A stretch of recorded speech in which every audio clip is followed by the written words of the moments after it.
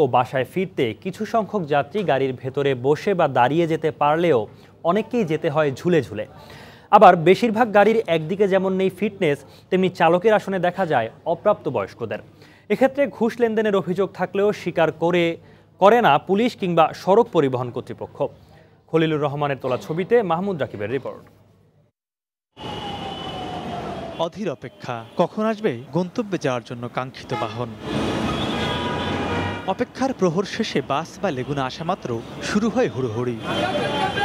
কে কার আগে উঠে সিট দখল করতে পারে তারই যেন প্রতিযোগিতা। প্রতিদিন এমনিভাবে শত শত মানুষ জীবনের ঝুঁকি নিয়ে লেগুনায় ঝুলে যাচ্ছে নিজ নিজ গন্তব্যস্থলে।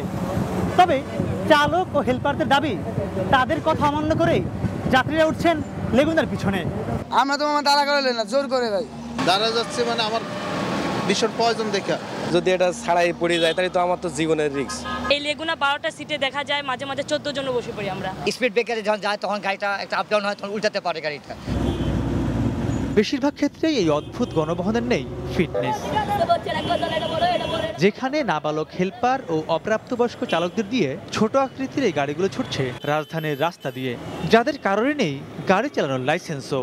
আমাদের ডুপ্লিকেট লাইসেন্স আছে, কিন্তু পুলিশে ধরে ঝামেলা মামলা করে না, টাকা পয়সা দিলে ছাইরা দেয়। সার্জেন্ট ধরে 200 টাকা খাওয়ালে সব। ভোর 5টায় আসি, রাত 10টায় যাই, ডেলি 200-300 টাকা বেতন পাই। তবে মাসোহারা নেয়ার কথা সরাসরি অস্বীকার করেছেন দায়িত্ব পালনরত সার্জেন্টরা। মামলা দিতে আসি, ব্যবস্থা নিতে আসি, তো ওটার যদি টাকা এনে হয়তো তাহলে তো ব্যবস্থা হইতো না। প্রত্যেকটা গাড়িতে মামলা আছে আমাদের। না, এটা ভিত্তিহীন। এদিকে ফিটনেসবিহীন গাড়ি ধরতে অভিযান চললেও ব্যবস্থা নেওয়া হচ্ছে না লাইসেন্সবিহীন অপ্রাপ্তবয়স্ক চালকদের বিরুদ্ধে।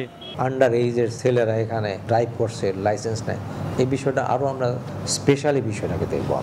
আমাদের যে মেট্রোপলিটন পুলিশ আছে, তারা এই বিষয়ে কার্যক্রম গ্রহণ করতে পারে এবং আমাদের নির্বাহী ম্যাজিস্ট্রেটদের মাধ্যমে এই বিষয়ে আমরা বিশেষ একটা দৃষ্টি আমরা দেব। তবে পুলিশের ঘুষ বাণিজ্য ও শিশুদের দিয়ে হেলপারি করানোর বিষয়টি দেখা তার দফতরের এখতিয়ারে নয় বলে এড়িয়ে যান বিআরটিএ চেয়ারম্যান।